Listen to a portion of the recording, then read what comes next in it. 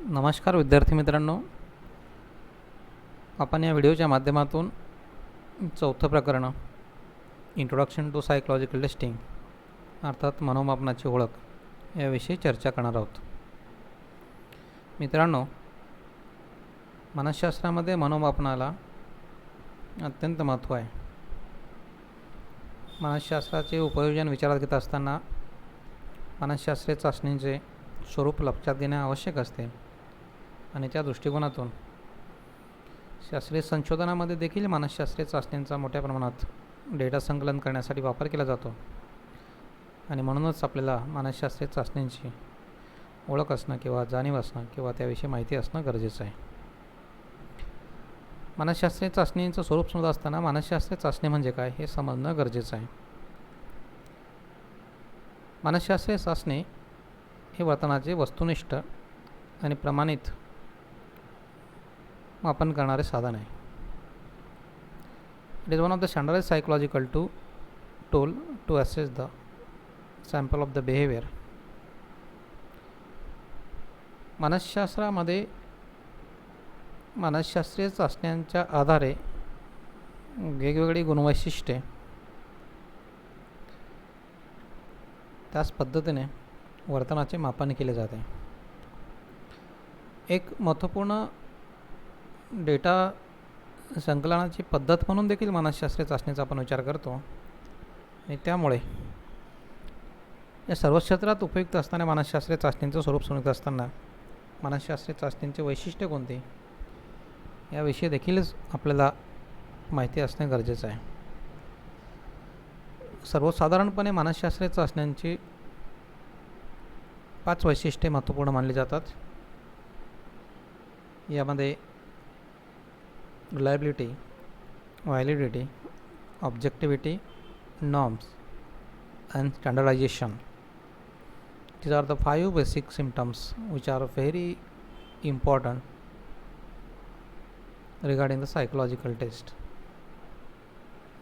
आता या वैशिष्ट्यांचा आपण विचार केला असता पहिलं वैशिष्ट्य आहे रिलायबिलिटी, विश्वसनीयता. कोणतंही साधन वापरत असताना ते साधन विश्वसनीय आहे की नाही, त्यामध्ये निष्कर्ष विश्वास ठेवण्याइतपत योग्य आहेत की नाही याविषयी माहिती असणं गरजेचं असतं. मानसशास्त्रीय चाचणी संदर्भात आपण विचार करत असताना एक गोष्ट आपल्याला लक्षात घ्यावी लागेल की मानसशास्त्रामध्ये मानवी वर्तनाचा अभ्यास केला जातो. वर्तने बदलणारे असते आणि त्यामुळेच मानसशास्त्रीय चाचण्या 100% रिलायबिलिटीने युक्त आहेत असं आपण म्हणू शकत नाहीत. विश्वसनीयता ही सर्वसाधारणपणे विश्वसनीयता गुणांकामध्ये मापन केली जाते आणि तिची रेंज 0 पासून ते 1 पर्यंत असते. कोणतीही मानसशास्त्रीय चाचणी 100% किंवा परफेक्ट 1 गुणांक असलेली नसते.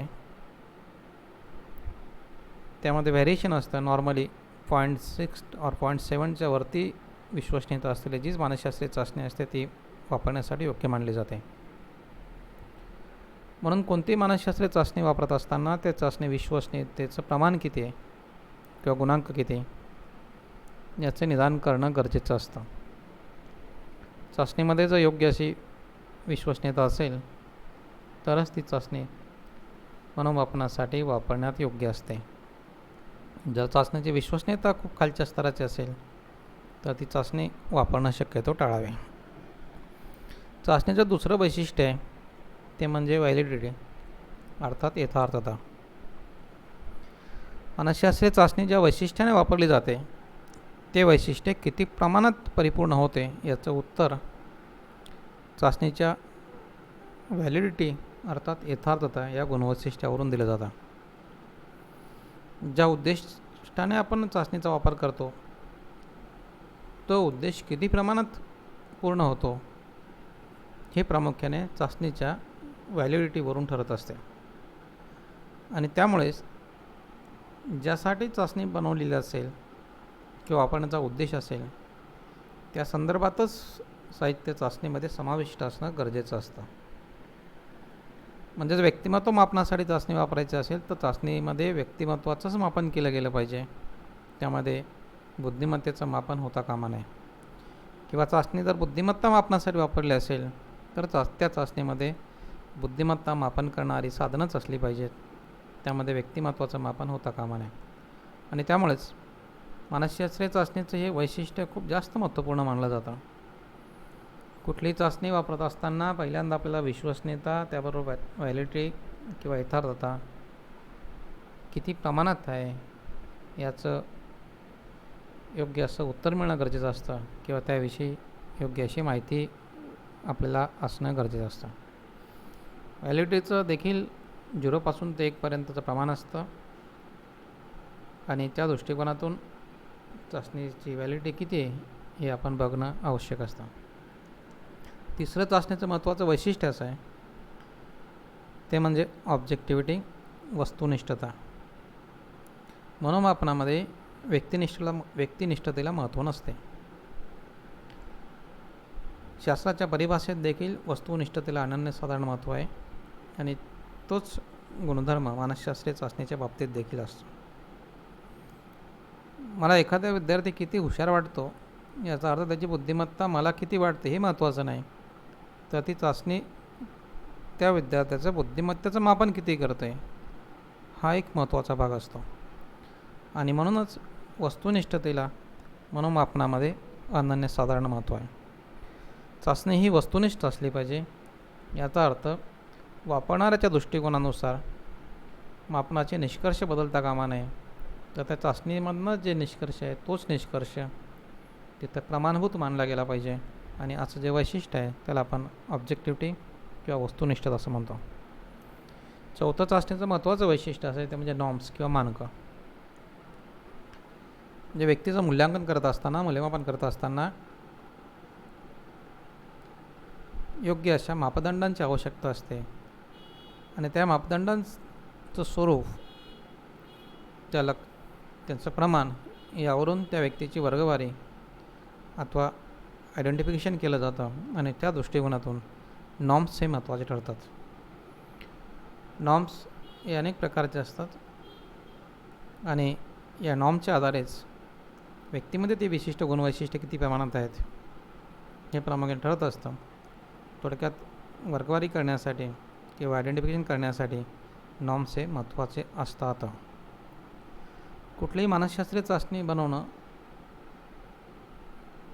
हा एक गमतीचा भाग नसतो, तर त्यामध्ये पूर्णपणे एक प्रमाणित अशी प्रक्रिया असते. चाचणीचं प्रिपरेशन कसं करायचं, ती कुठल्या सॅम्पलला द्यायची, विश्वसनीयता कशी मापन करायची, व्हॅलिडिटी कशी मापन करायची, नॉर्म्स कसे द्यायचे, यामध्ये पूर्णपणे एक प्रमाणबद्ध एक प्रक्रिया समाविष्ट असते. आणि या सगळ्या टप्प्यामधून मानसशास्त्रीय चाचणी गेली तरच ती चाचणी प्रमाणित चाचणी ठरत असते आणि हेच या मानसशास्त्रीय चाचणीचं 5वं एक महत्त्वपूर्ण वैशिष्ट्य आहे. त्यामुळेच कुठलीही मानसशास्त्रीय चाचणी आपण ज्यावेळेस वापरतो त्यावेळेस प्रामुख्याने त्या चाचणीमध्ये ही वैशिष्ट्ये किती प्रमाणात समाविष्ट आहेत याचा विचार आपल्याला करणं गरजेचं असतं आणि त्यानुसार आपण ती चाचणी वापरणं योग्य आहे की नाही याचं उत्तर आपल्याला मिळतं. आणि जर त्याचं उत्तर आपल्याला होय मिळालं तर ती चाचणी आपण वापरावी आणि जर त्याचं उत्तर आपल्याला नकारात्मक येत असेल तर ती मानसशास्त्रीय चाचणी शक्यतो वापरू नये. नंतरच्या व्हिडिओमध्ये आपण मानसशास्त्रीय चाचणीचे प्रकार बघणार आहोत. थँक्यू.